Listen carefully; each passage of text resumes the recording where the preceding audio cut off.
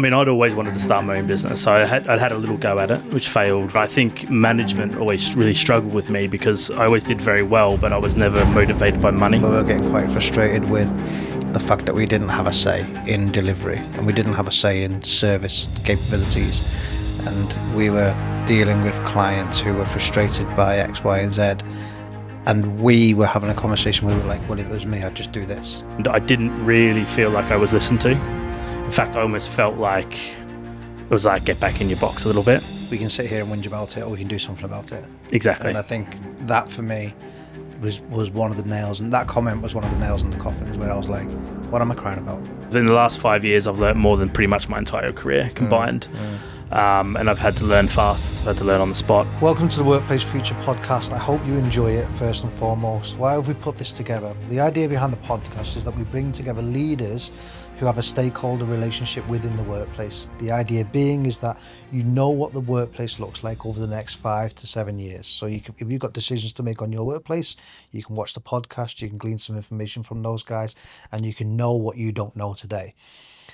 We bring experts together from right the way across the field in order to put this podcast together. But from you, we ask one thing: like it, subscribe to it, click the notification bell, and you get notified every time there's a podcast guest on the show.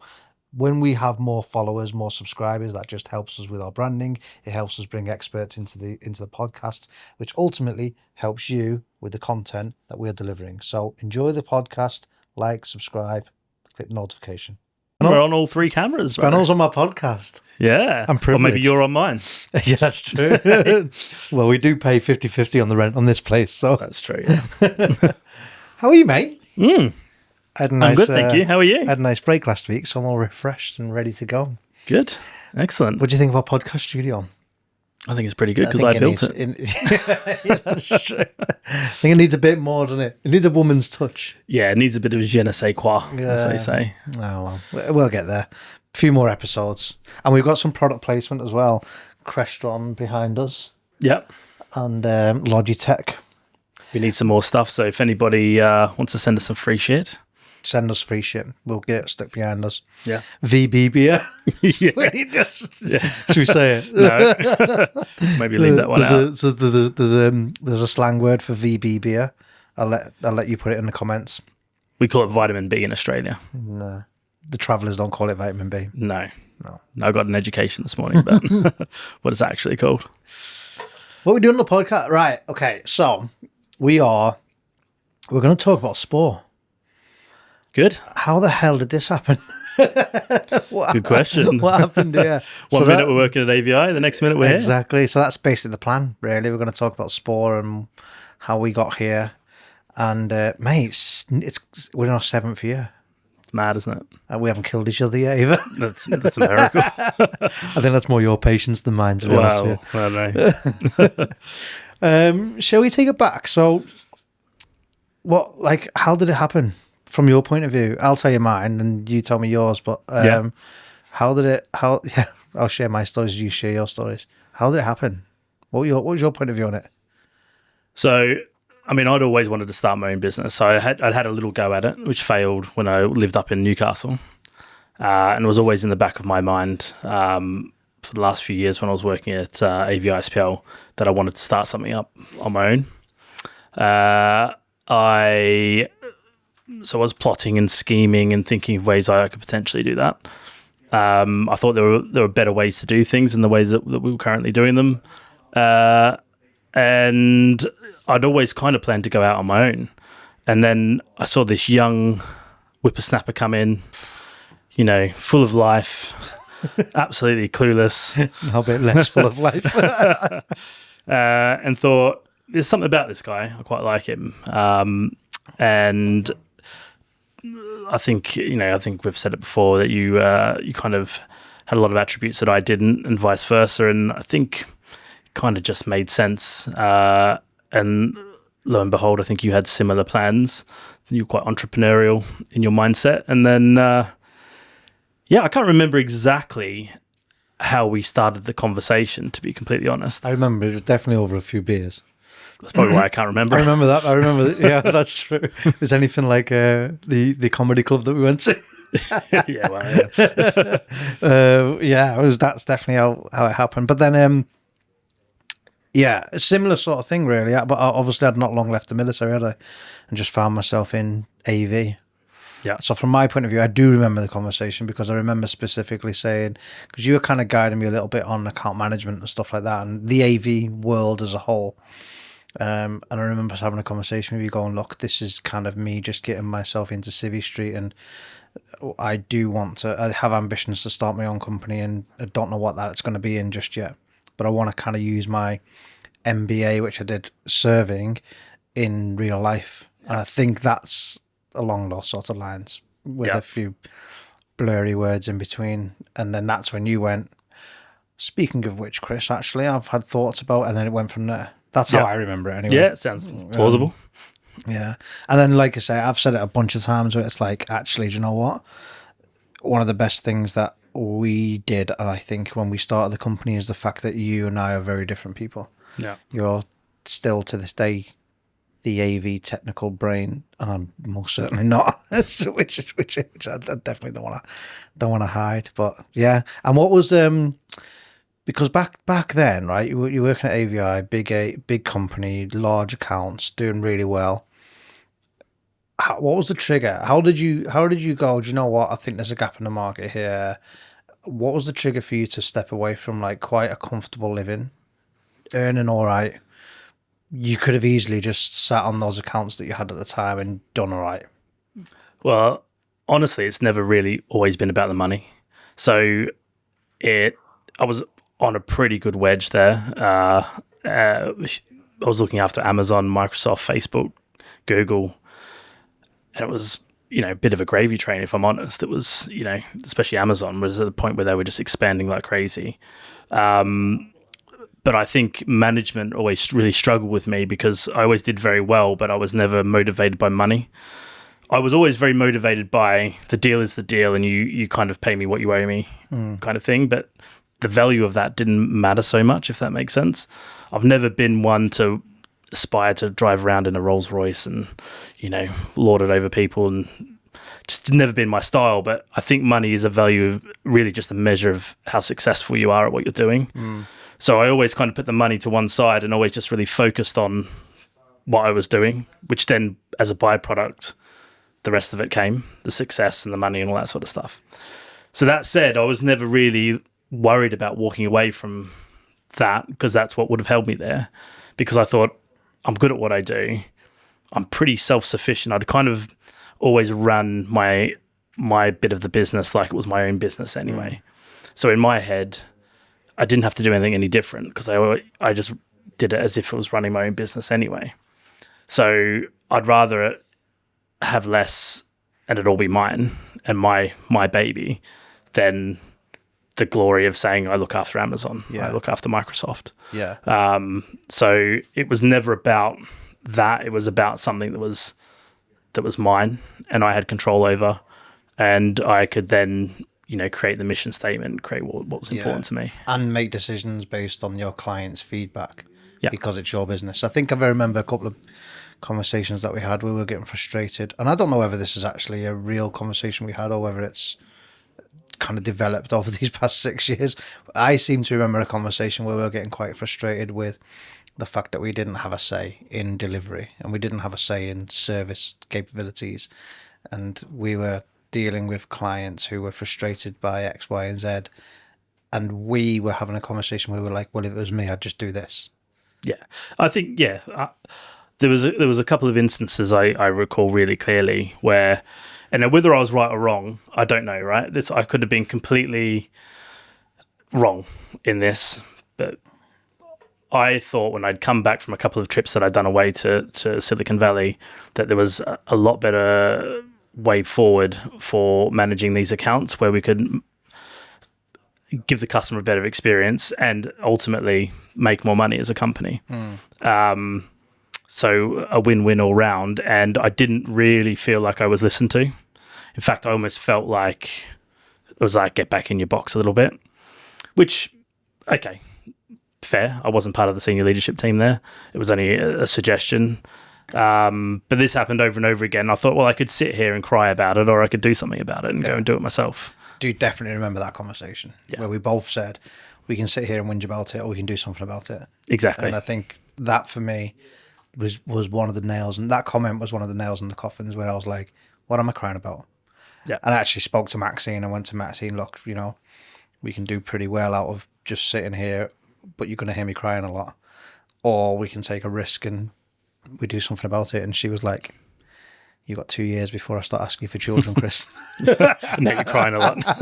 It's crying for different reasons. Yeah, exactly. So I know that. I remember that specific conversation happening with you. Yeah. That's good. So how was, from your point of view, when we first started, because obviously we kind of found ourselves in a position where we ended up becoming quite a good reputation, medium-sized AV business, right? And that actually happened pretty quickly. Where did you see that SPOR would fit when we first? What was the goal from your point of view? Well, if you remember originally, our go-to-market plan was, I'd done a lot of work with Amazon and other clients about creating room standards and working with their global teams. So I knew quite a bit about standardization across a global estate. And our original go-to-market, we created a room builder, and we thought, well, these small companies that maybe don't have an AV department or maybe not even an IT department, that we create this room builder, we'd throw it out there, and the orders would come rushing in. It would be a lot of small, quick work, but we could react quickly to it, which we tried, and it didn't really work. So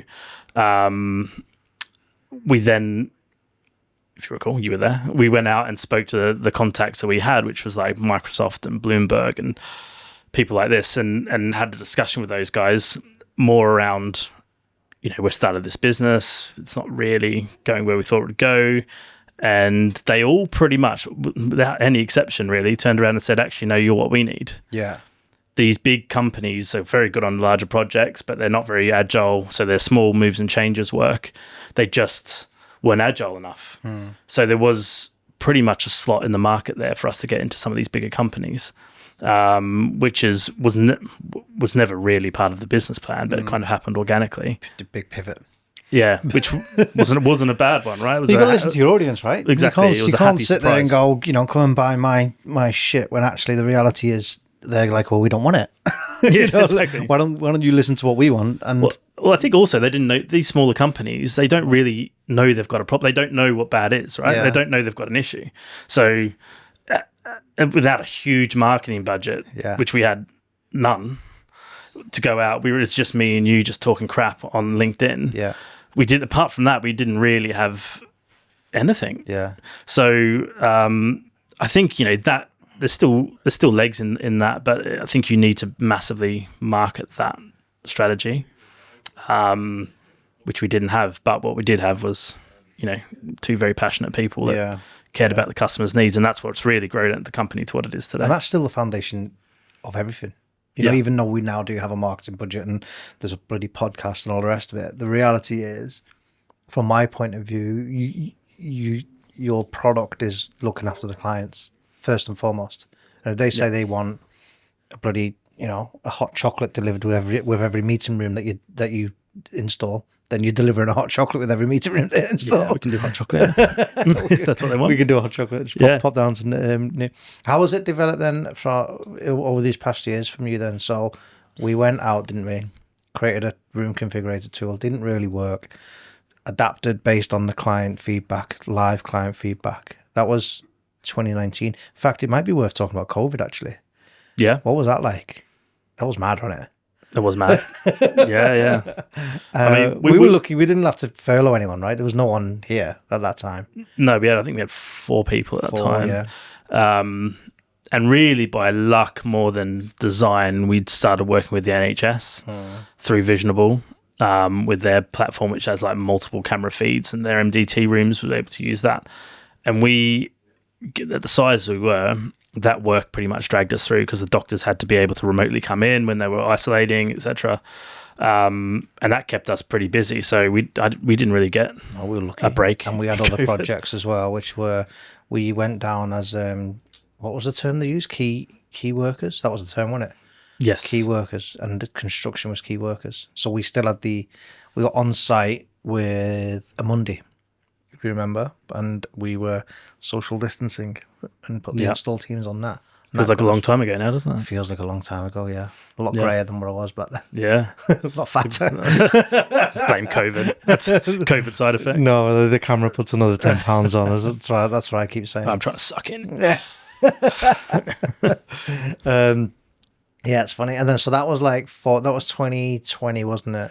Yeah. How would you reckon SPOR's developed then over these past 6 years based off of the initial goal when we first started the company? The initial goal was like room in a box type deployment of meeting rooms for smaller companies. Yeah. How has SPOR developed over these 6 years to what it is now? Well, it's been quite a journey. So we've obviously scaled up to, from 2 of us to many of us. And it's been a massive learning curve. I can only speak for myself. It's been a huge learning curve. In the last 5 years, I've learned more than pretty much my entire career combined. And I've had to learn fast. I've had to learn on the spot. I've taken obviously advice of you and other peers of mine, but really learning to step back and create a team that has the same values as you do has been probably one of the biggest challenges. And which I think we've managed to do really well. So me and you, neither of us tolerate substandard attitudes, basically. Yeah. And it's meant that, some people have come and gone because they didn't fit the mold, but I think that's been why we've got such a strong team now. I think that for me has been the biggest learning curve these past 6 years. Yeah. Is hiring. And again, I came from like a military environment, which was like everybody. I had this conversation on LinkedIn the other day, actually, and someone was like, in the military, you're comparing yourself to a standard, bog standard person in the military, but the culture of that person, even though they are bog standard, is still exceptionally high. Yeah. And when you're comparing yourself next to that person, you're still exceptionally high in terms of your values and the culture that you bring to the organization and all that, being on time, being present, being organized, being able to articulate a conversation with people. That stuff I took really for granted when I was still serving. And then when I left, how many times have me and you gone, what the fuck is wrong with people? Got a quick 30 seconds of your time. I hope you're enjoying the podcast. I definitely got loads of value out of actually conducting it and meeting that person. Look, if you're interested in an AV bundle, this is the exact bundle that our design team used to put together our AV designs for our clients. You have an upcoming office move going on. You need to get ahead of AV early, then check out the link below. In our bundle, we give you the ability to price up your AV projects just using a spreadsheet that we use personally ourselves. You get an AV design template and you get a risk map for risks that occur throughout the life cycle of a project. So if you want to get ahead of AV, you've got a project coming up, check out the link below. We'll give you the AV bundle that we use ourselves to work with our clients on. For now, back to the episode. Hope you enjoy the rest of it. Yeah, all the time. And there are exceptional people out there, but I think that for me has been the biggest learning curve. It's like you don't have an organization unless you have a group of people who are all doing the same thing, have the right attitude. Yeah. Well, in the military, right, people follow process or people could die. And a couple of times I've had to remind you, no one's going to die in AV. I'm losing my shit. No one's dying, Chris. No one's dying. But you're right. It's probably one thing I've really learned because I've never been really deep into the operational side of businesses before, but obviously now I am. And it's super important to have a really strong process for people to follow without being too rigid. But there needs to be a rule book like the military where people follow, no matter who comes into it, in what area, that everyone's following the same hymn sheet. Is that the right saying? Yeah, hymn sheet? Yeah. Singing off the same thing. Yeah, same thing. Something like that. I'm terrible. I always try and do that, and I throw the wrong words in there, and everyone's like, "Was that you meant to say this?" Like the early bird catches the worm, and I'm like, the early worm rises from the ground. I'll just get it completely wrong. You just come out with some good ones. Just come out with some random words. That kind of works. Save confidence. Yeah, exactly. Man. That's been my biggest learn is people, man. It's not been.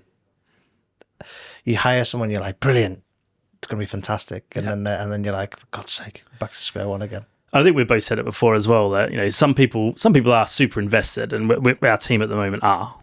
But then you also need to remind yourself, probably nobody's ever going to be as invested as we are. No, I know.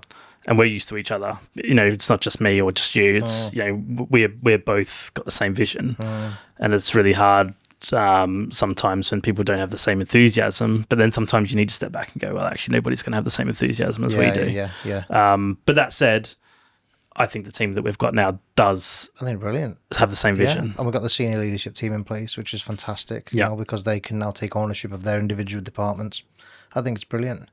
What would you say is the best thing we've done? What's the best decision we made? Throwing you on the spot there. Yeah, I don't know. There's thousands of decisions we've made. Every day. Well, this is the thing with it, right? It's not just one big decision or one amazing thing that we've done. It's just hundreds of decisions every day that you make that kind of accumulate into this. Without blowing too much smoke up your ass, probably my best decision was partnering up with you. Well, I mean, I was going to say Steph, actually, but she's the second best decision. Steph, our legendary procurement manager. She's a hero. She's an absolute hero. She is. Actually, no, Steph than you, maybe. Yeah, there you go. Yeah, let's not blow each other. Let's not blow smoke up each other's too big a head. But yeah, I think Steph's been brilliant because, again, when we first started, she was our first hire. And it was on the back of winning our first big project. Well, our first big project was Monzo Bank. 6 floors? I think it was 6 floors. Yeah. £800,000 of AV. And me and you basically trying to make it all work successfully, and we had. And there's still a client of ours now, so we've obviously done a decent enough job. And bringing Steph in to manage the whole procurement process from that was an absolute diamond of a decision from my point of view, and she's gone on to really excel. Well, I already knew she was great, so I knew her from AVISPL, and she was the sort of 2IC there, I guess, under a guy called Trevor Town, and she then maybe controversially got slightly stiffed when she moved up north to be with her partner. I knew that she found herself out of work a little bit, but maybe unfairly, and it was always in the back of my mind that I knew she was good, and I was delighted when I reached out to her that she was interested to sort of join the project, and she saw the vision as well. Yeah. And she was our first paid. In fact, she was our paid before we even paid ourselves. That's I true. think We didn't pay ourselves for a year and a half. It's got to be 18 months. Yeah. 18 months. So you know, so she was the highest paid person in the company. But absolute diamond. Yeah, and she's been the most loyal, hardworking. It goes to show, doesn't it? Going back to the thing we just mentioned a few minutes ago, which is like the hardest, the biggest learning curve I've had is people and trying to hire the right people. But it does go to show that if you do it right, if you get it right, it's great. Then it's great, and the people that buy into it and the culture and all that kind of stuff, then it's great.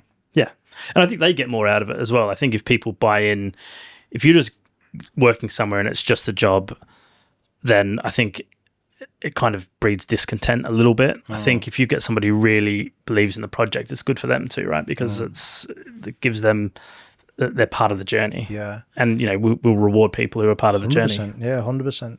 Yeah, it's an interesting one, isn't it? We went, within a few weeks of start, I'm going to share this story because it's funny. Don't know what you're going to say now. In a few weeks, a couple of months of starting the company, we went to Zoomtopia, didn't we? I'm going to share the Graham story now. So Graham doesn't even know about this, but if he watches this podcast, he's going to find out. We were getting hounded by Graham. He's the NEC. Still rep. is. Still is our NEC rep. And we were out there at the Zoomtopia a few months into starting. We were in San Jose, weren't we? Yeah. And we were in a position where we still couldn't afford like separate rooms for our hotel. So dual single beds. We had a dual single bed. Just to reiterate, dual single beds. Dual single beds. We weren't top tailing. Dual single wasn't beds. that desperate. But Graham was hounding us for the couple of days, wasn't he? About like, going out and all this kind of stuff. And he messaged us and he's saying, "All right, we're going to go out and have a few drinks." And me and you are hiding in this motel which had a window. Yeah. We're hiding in between our two beds because we'd just seen Snoop Dogg. We'd just seen Snoop Dogg perform. You were hammered, and we'd seen Snoop Dogg. And we'd gone back, and I don't think you could handle any more drinks because I know you pretty well. I'm not going back out. You were full. And in fairness, I'm glad we didn't go back out because we had a meeting in. Do you want to tell me that story? Do you want me to tell you that story? Share that story. Go ahead. Do whatever you want. So this is all one timeline, actually. So randomly in 2000, was it 2019? 2019, yeah. So we went over to Zoomtopia, and they randomly had Leonard Skinner. That's right. And Snoop Dogg. Yeah. So after the Zoomtopia rah about Zoom, this is in their boom time through COVID, just before COVID. Just before, remember, wasn't it? It was at $62 a share, and me and you were like, should we buy some shares? We should buy some shares in this. And we never did. And we never did. Yeah, we really should have. And they were rah. And then after that, obviously COVID happened and Zoom went crazy. But we went out, we had a bit of a skinful, but it was so funny watching Snoop Dogg up there singing his heart out to the biggest bunch of nerds you've ever seen. Yeah. And anyway, so that night happened. We hid from Graham because we didn't want to go out, and he was keen, and we were hiding under the bed like a couple of kids. Anyway, if anyone knows Chris, he knows that he doesn't he can drink, but the next day he's a bit ropey. Yeah. And we'd hired this massive big SUV in America for and we were driving. It was where were we? San Francisco, wasn't it? We were in San Francisco, yeah. Yeah, and we were going to have a meeting the next day with Salesforce Tower with a client. And we're driving it. So he's got in the car. We're driving along. I can see he looked a bit white and a bit peaky. So I'm driving this massive, big American truck. And the next thing I know, I look across and all I can see is his butt in my face while he's wound the window down. We're driving over. Is it the Golden Gate Bridge? Is that? I think so. Yeah, whatever the one is over in San Francisco. Yeah. And we're driving over there while he's got his head hanging out the window, vomiting into the street. Well, this is not how I pictured this. Yeah. And anyway, drove to the middle and got in there. But obviously, Chris was feeling a bit ropey, and the client was just like, "Are you all right?" We were on like, I don't know, 60th floor or something ridiculous like that. And I was going a bit green. Yeah. And the client was like, "You all right, Chris?" And I just, because it was all glass all the way around, wasn't it? Yeah. And I was like, "Oh, I think I've got a bit of vertigo." Vertigo, sweating bullets. Yeah, it definitely wasn't vertigo, but that did make. I was trying not to laugh, but it's funny. I suppose that's it's Graham's fault. And Snoop Dogg's fault. When you're 50 kilos, I'm 120 kilos. That's probably the advantage of soaking the alcohol up. Well, you drank the same amount as I did. But yeah, so that was funny. I don't know what the point of that story was. I have no idea, but it's funny. It's a good story. It was funny. Graham now knows. Yeah, we're hiding under the bed. but yeah, that was interesting actually. So we were Zoom partners back then, and then COVID all kicked off, and we didn't. If only we bought the shares. And we didn't buy any shares. Yeah, man. We'd have a better podcast studio. Which we would actually, to be fair. We'd have better guests. Exactly. We'd actually have some guests. It's funny, isn't it? Yeah. Oh, man. But the, 2020, that was fucking mental. Those NHS projects sorted us right out. Yeah, that really got us through. And really, it was and we didn't have to furlough anyone. We could stay. We weren't being paid anyway at that point. We weren't on a salary at that point. No. You always talk about, and I love it, the staying ahead of the curve. And we work in AV where basically we design and deliver meeting room technology solutions that's available on the market, right? How do you, what does that mean, staying ahead of the curve? Well, it was I got that from a conference. What's his name? Marty Schaffel. Right. Who was quite a large stakeholder in AVI SPL, one of the original guys. He's out now. I think he's still alive, Marty, if you're out there. Comment. Could not. If not, sorry. But he was doing it. It was one of the conferences for AVI SPL in the States, and it was really interesting actually because he was talking. He'd been doing it for like 40, 50 years in the industry, originally selling like photocopiers and the labeling machines and at the back of his car and all that sort of stuff. So. But he was talking about how do you stay relevant, and he kind of showed this sort of bell curve kind of graph that he had that, technology always changes, it always moves, and it's about just making sure you're ahead of that curve. Because if you just keep staying on, and if you don't keep up with the curve and as the curve's off, it's typical. It's happened with projectors. It's happened with LCD, Nokia. Plasma, Nokia. Everything, BlackBerry. everything changes. What we have now is going to be different tomorrow, and you've just got to be with that and make sure you're always got one eye on what's coming next. And probably AI is probably one of the big ones that are coming at the moment. With and who knows where that's going to go. I did watch Terminator last night, actually. Did you? Yeah, Skynet. We're all screwed. We're all done. We've all got about 5 years left, so enjoy yourself, people, because we're all fucked. Comment, because you're not going to be able to in a few years. Yeah, we're all gone. But it's quite scary. It's still a good movie, that. So it's quite scary when you watch that. Anyway, I'm not going to go down a conspiracy. No, that's you. You're going to be a bloody Joe Rogan podcast in no time. Yeah, well, Area 51. Yeah, Joe. Yeah, I'm available. But yeah, so but AI, I don't think we're going to go down the Terminator route, but that's a massive example if you need to kind of be with it or you get left behind because. What do we do? What do we do? What does that mean in our world? Do we know yet? We don't. Well, no one's got a crystal ball, have they? Nobody knows. Yeah. I mean, we're both podcast junkies. Listen to a lot of podcasts, and if you can hear a million different things from extreme, we're all screwed, to the world will just be different. So everything's going to be fine, but it's just going to be different. But what is that difference going to be? And as much as there's a lot of scary stuff about AI, there's also a lot of good things about AI that it can do, and it can bring a lot of value to your business. It can bring a lot of efficiency. Then we can focus on things that matter a bit more. So we've got a while before it's sentient. Yeah, who was it? The Daniel Priestley talks a lot about it. He's always on what's his face's podcast, Diaries of the CEO. And Daniel Priestley's always banging on about AI. In fact, you listened to it, didn't you? There's the big 2-hour session, which was like a debate. Yeah, the roundtable one. That's right, the roundtable one. And you listen to him, he's all about he's not the Elon Musk where he's making everyone shit scared. He's more about embrace it, get involved, bring it into your business.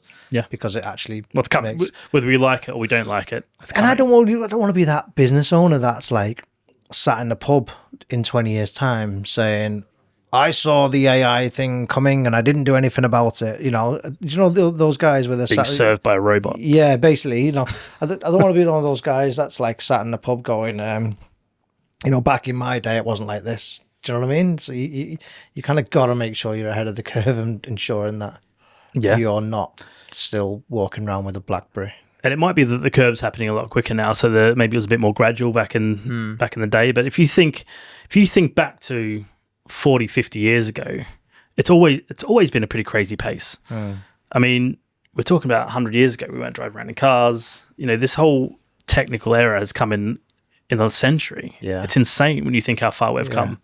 So it's just the next bit of that, if you know what I mean. Yeah, yeah. But what that bit is, I don't really fully know. No.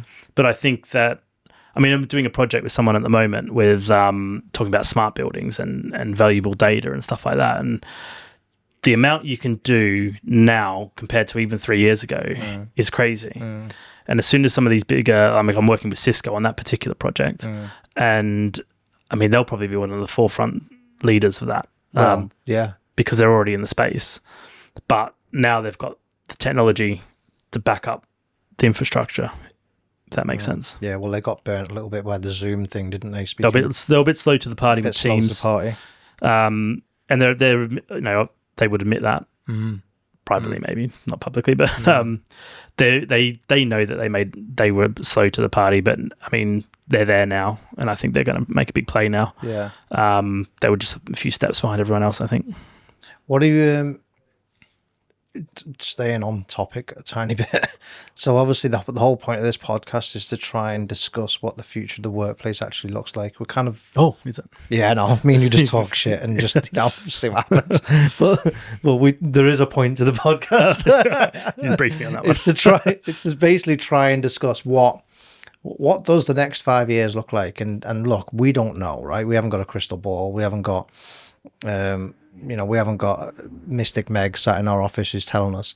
But the reality is people are making office-based decisions now and trying to think about the next 5 years. So they're signing 5-10-year leases and they have to make decisions based off of the length of that particular lease. What advice would you give somebody who has an office lease event and they don't know what they don't know? Well, not only that, right? So they've got 5 or 10 year lease decisions to make, but the world's obviously changed massively in the last 5 years as well, which I think people are still getting their heads around, because the world isn't the same as it was 5 years ago.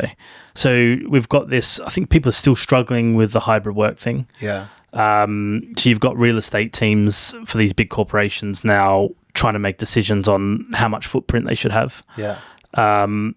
Now, the AI technology kind of works into this a little bit with being able to get valuable data to then make valuable decisions about real estate. And we're talking hundreds of millions of pounds for some of these big companies. It's not a small amount we're talking about.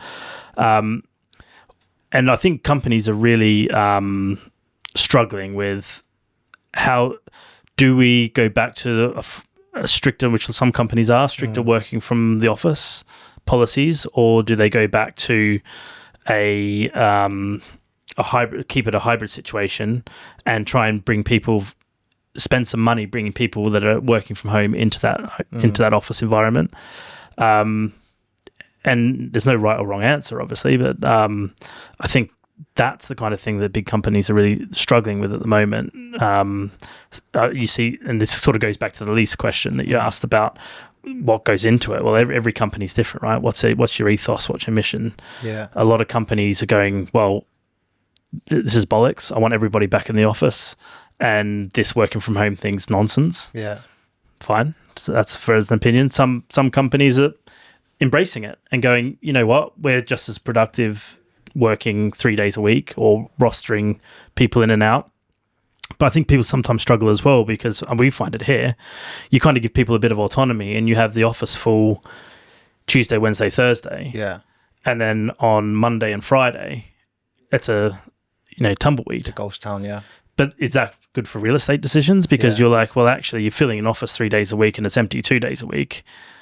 Well, if you had some sort of schedule or some sort of agile working situation, you could halve your footprint, which we're talking millions of pounds of savings. Yeah.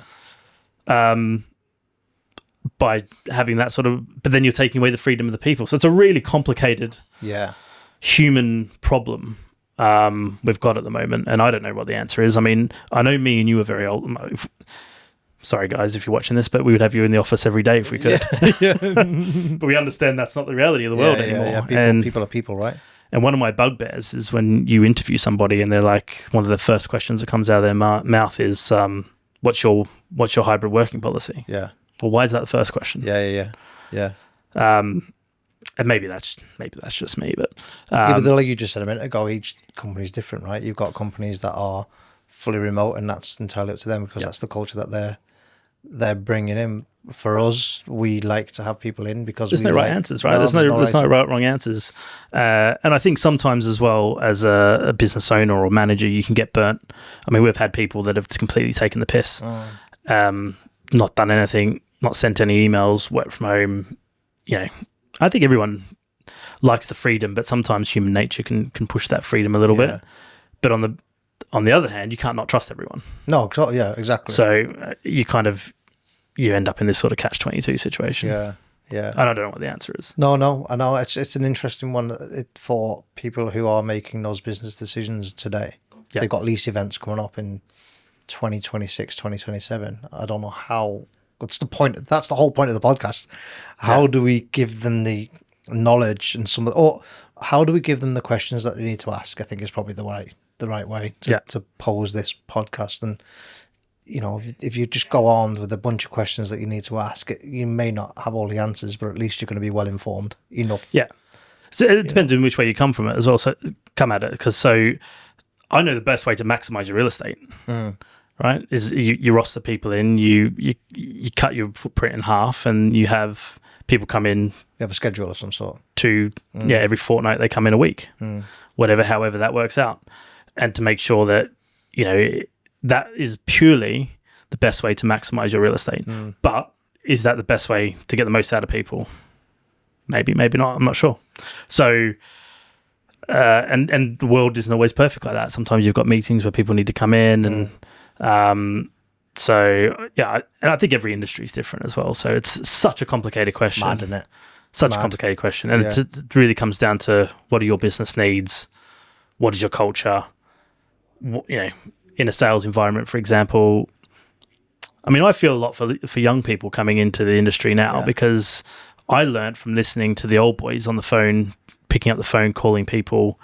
And now a lot of the times these people come into an office environment, there's nobody there. The old boys, especially the older people, are the biggest offenders, by the way. Well, I was going to say that, So Lau and I went and did a bit of a stop people in the street type scenario last week, and the question I asked these people when I stopped them was, where do you prefer to work, at home or in the office? Or were you more productive? Sorry, was the question. Were you more productive at home or in the office? I was shocked to hear that. A lot of the young people, I was going in with this preconception that they were going to say at home.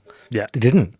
Yeah. All the young guys were all like, I prefer to be in the office because it allows me to be productive. It allows me to listen to people on the phone in the corner. Yeah. It allows me to have drinks after work with my peers so that we can blah, blah, blah, blah, blah. And then the older guys, in fairness, their responses were of value as well. Like we're talking about here, there's no right or wrong answer. Yeah. So I spoke to one particular guy who's a really senior group, senior leadership level gentleman, and he was like, I prefer being at home because it gives me thinking space, it gives me strategic thought, it allows me the ability to actually get through my task list, and then I come to the office to then bring those thoughts together in a collaborative environment.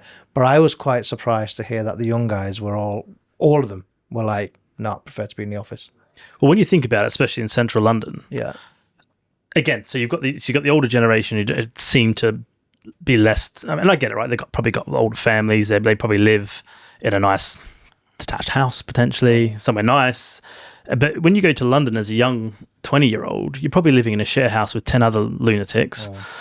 There's probably all sorts of nonsense going on. Yeah. And if they are genuinely wanting to start a career or they're passionate about something, it's a really hard environment to work in. Yeah. So if they're kind of being forced to work from home, if you like, or be agile, then they're not learning from their peers. They're stuck in a share house with God knows what going on, doing shots at 12 o'clock and whatever. It's like a uni. I'm throwing my mind back to my share house days. So it's just like, well, how are these kids learning? Yeah. So, a lot of them are like interns. They've got, they've got bugger all money. They're having to live in a share house because it's the only thing you can afford in London. Yeah. And, what about these kids? I mean, a lot of them internships at Google and stuff like that. They're not earning a huge amount of money. Yeah. But then why I don't know if this is a specific example, but why would the first question out of their mouth on an interview then be, what's your flexible working policy? You tell me, I don't know. I don't know. It shouldn't be. It shouldn't be. Don't do that. Don't do that. Do not do that. Yeah. That subject, man, is deep, and we can go on forever on it. I want to go back to AV and how we set this up. So talk me through. So in my mind, right, when we set this company up, it was like, right, two guys, we're going to go out, we're going to change the world. And then we very quickly realized, actually, when you've got a successful business, you need basically three really important pillars, which are, for my mind, sales, operations, delivery, and finance. Talk me through operations. What happens? We work with a client, we design, we consult, we provide a quote for the installation. That's all great, and that's stuff we've spoken about in other podcasts. Talk me through delivery. What happens at the point to make the project successful and handover is successful, and more importantly, once handover is done, the users have a experience where they can use the rooms. Talk me through the delivery side of it. What happens at the point of PO? So this goes back to what we were talking about before with process. And it's something that you initially implemented because you were heavily involved in operations. I'm probably more so now. We've probably done a bit of a flip, but you'd laid down the groundwork for it really with your military background. So I'll run you through the process, but it's very process driven when it becomes a project. So one of the first things that happens is our pre-sales engineer team will have a meeting with our engineering team and make sure that they fully understand what was sold. And if there's any questions in that particular instance, the account manager may be brought into that. This happens in the background as soon as there's an order placed. Yeah. Simultaneously, that list of equipment goes to procurement, which is in Southport for us. The girls and guys up in procurement will then go through that list and they'll do a lead time matrix at the same time. So this will happen all within the first 48 hours. Within that 48 hours, the engineers are doing their handover and potentially maybe even writing the scope to be a bit more like installer friendly, maybe not so much customer friendly, but installer friendly. The procurement are busy going out to get the lead times. So in a perfect world, in 48 hours, that will be done. And then we'll have an internal kickoff, which will have the designer, the engineer, the project manager, the account manager, and depending on the size of the job, potentially the engineering director. We'll all be in a meeting and we'll go through the scope and that project in its entirety. There may be some questions asked of the account manager within that about access. If they're not going to have all the answers. Yeah.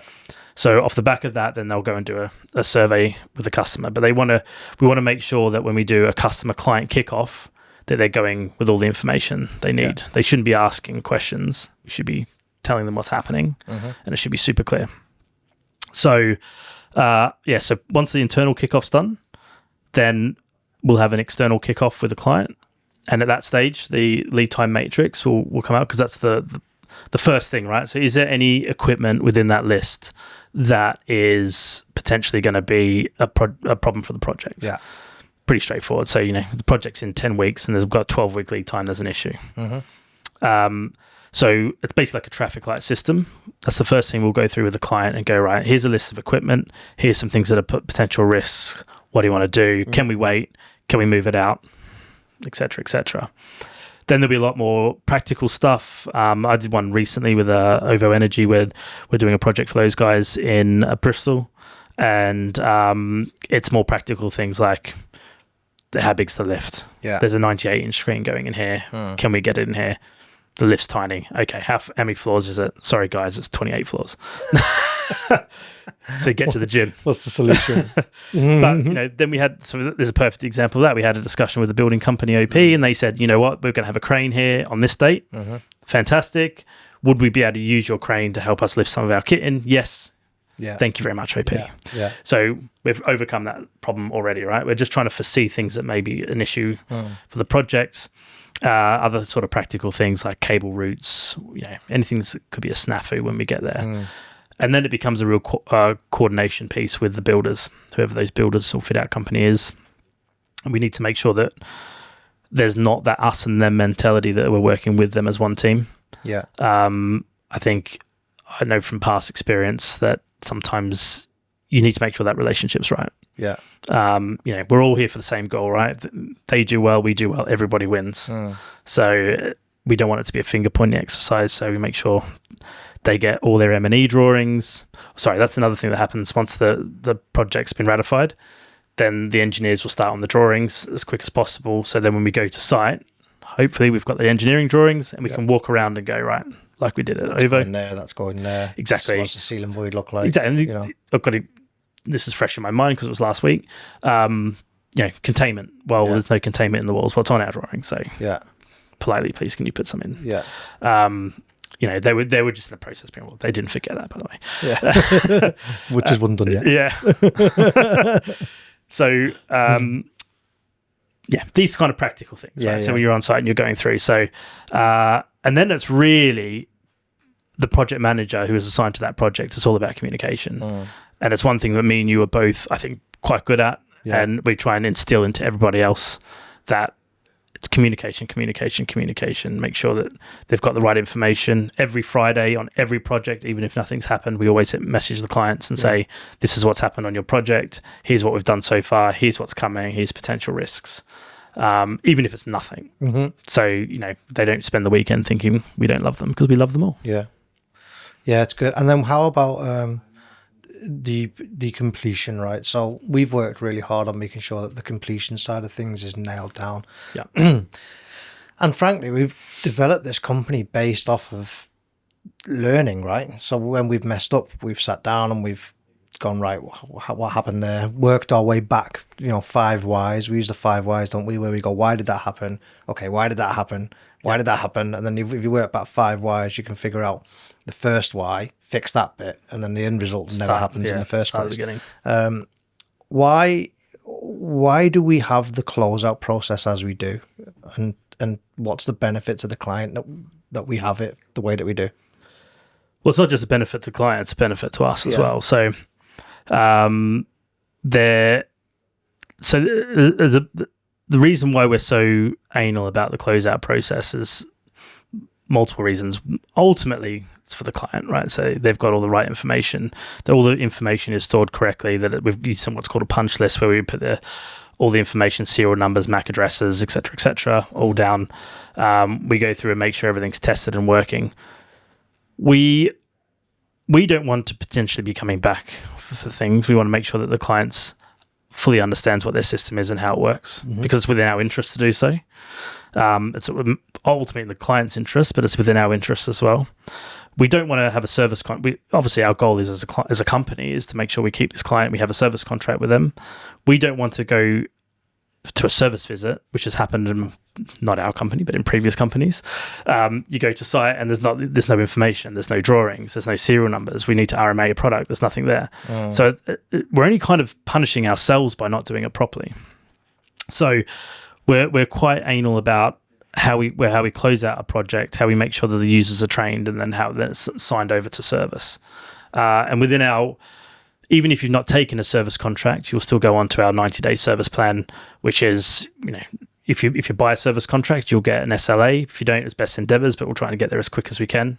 But you'll still go through the whole service process. So, it's not like you haven't taken a service contract out, so jog on. We'll still look after you. Yeah.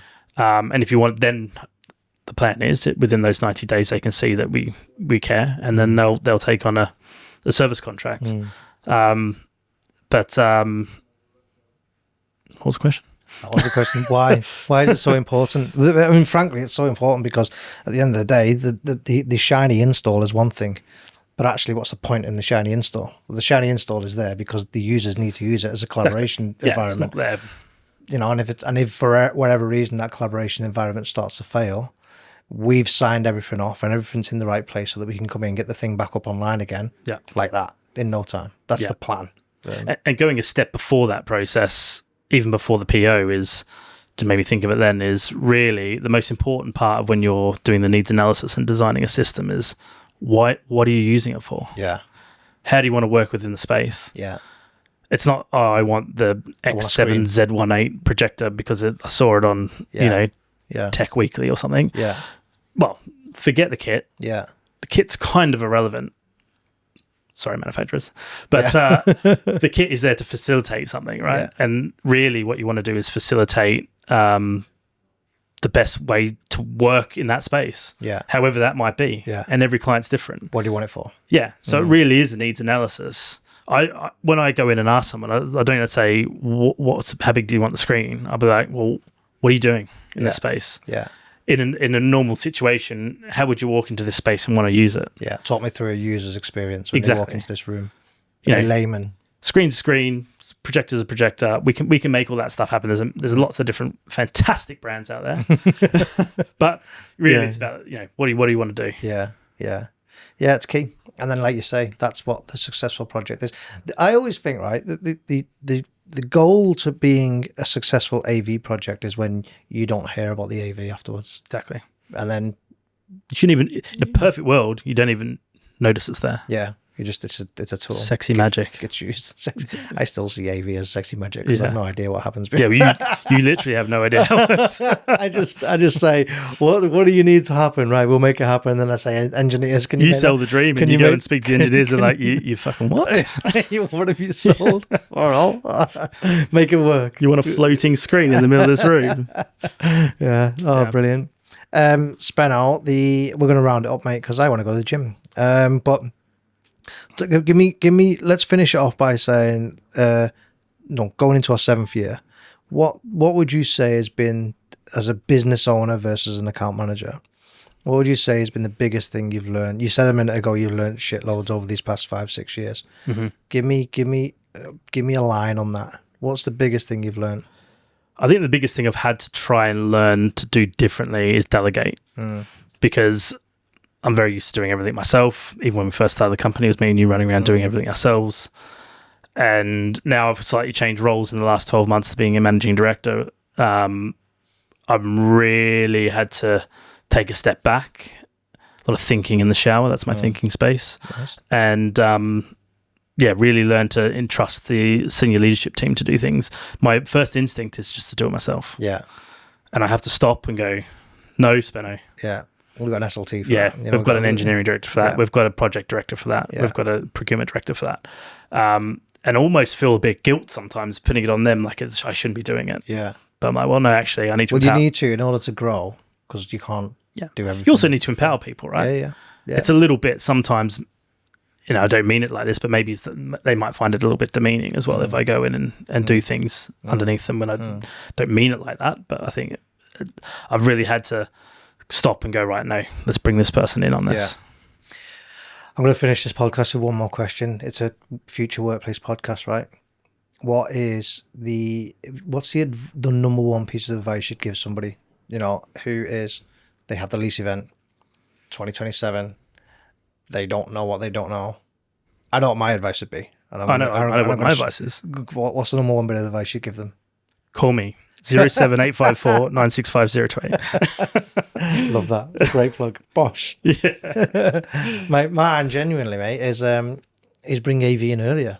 If you're thinking about 2026, 2027, you've got a design, even if you haven't even got a floor plan at that point, have the conversations with the AV guys straight away. Because ultimately, if the meeting room doesn't work, once PC's done and all the celebration cannons and the champagne's been smashed on the side of the wall and all the rest of it, and the meeting room doesn't bloody work because the acoustics are awful, that's a problem. So, I'd agree with that. Yeah, I think getting in as early as you possibly can, right? Because, I've been to sites where you think it's all good and you're putting this lovely like MXA 910 microphone in the ceiling and it's all beautiful and sexy magic, and you get there and there's 7 bikes hanging from the ceiling. This is an exact example. You know who you are. And and I'm like, that wasn't on the plan. Yeah. So the deck, whatever you call them, designers have got a little bit carried away. Yeah. And we're like, well, that microphone's not going to really work through. Yeah. These 7. I don't know why there were bikes hanging from the ceiling, by the way, but in front of the screen as well. Were they a bike company? No. All right. Okay. Don't mention it now. Did you see the one with the call out we had? In fact, I know you've seen it, but the call out we had with the table mics and the empty glasses which are sat around the microphone. Oh yeah. Because the cleaners had gone in and made it all look nice, and they had the glasses around the microphone. We had a complaint that the mics weren't working. That's because you've covered the microphone with the exactly. glasses. Yeah, and it all comes down to user case, right? As well. So yeah, the earlier we can get in, and that goes to we never had any. In that particular project, there was no link up with us and the design team or anything like that. Yeah. So really, the functionality, I'm a bit biased, right? But the functionality of a space is a lot more important than necessarily the aesthetics of the space. They're both important, but how you work in that space is fundamental to what you're doing, right? You're that space only exists for you to go in and do something in that space. And if you can make it as seamless as possible so you can have a seamless conversation, especially in this hybrid workspace where people need to come in and feel like they're part of a team remotely, then that should take precedence. Over bikes Again, on the I'm ceiling. massively biased. But you're right, though. Over bikes on the ceiling. Over the bikes on the ceiling. Yeah. There you go. Knowledge They bomb. did move the bikes, by the way. Did they? Yeah. You didn't I asked suspend the nicely. mics or anything like that? From the bikes. Oh, We could have. No, we didn't. No. They put them on the walls, Oh, there you go. I believe. Knowledge bomb. Spenno, mate. That's been fun. You like that? Talking a little bit of reminiscing on There you go. why we started. That's it. Thanks for joining. Easy now. No, you've already done it. But I always finish podcasts by saying, "How do people get in touch with you?" So, how do people get in touch with you?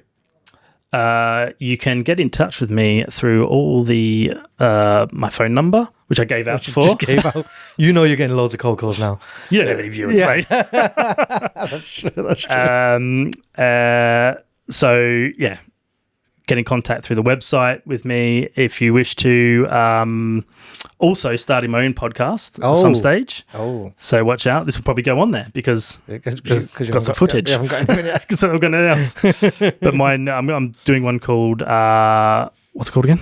The Speno Circuit. Oh, nice. So that's going to be more about technology reviews, tech, a bit more techy, with people coming in like Sony and Microsoft and et cetera, et cetera. That's in the pipe. The channel's up and running, but there's no content yet. Apart from this one, maybe. Riveting. Riveting, yeah, like my mate sent me. Yeah, that's riveting stuff. But yeah, that's in the pipeline, so I'm looking forward to doing that. Brilliant. Even if nobody listens, I'll still enjoy it. Whatever, just do it anyway. Yeah. All right, mate. Thanks. Thanks, That mate. was awesome. Right, hope you enjoyed that. And look, do you know what? If you've got any comments on it, please feel free, comment below. Let me know your thoughts on it. And if you want anybody else to come and join me on the podcast, then again, feel free to comment below, and we can look to invite the guests that you guys want. For the time being now, we're setting up tech showcases and walks around some of the showrooms that we've got access to. So if you do have a requirement for things like LED, video conferencing capabilities, any kind of office move where you need to consider technology in the meeting room space, let me know, because we're setting up tech showcases. We'll take you to one of our showrooms. There's a link below. If you're interested in going and seeing some of this tech, getting your hands on it firsthand, then click the link below, follow the instructions, and we'll give you some details on the dates that we're going to be going around and doing those talks. For now, again, like it, subscribe, click the notification, and look forward to seeing you on the next podcast.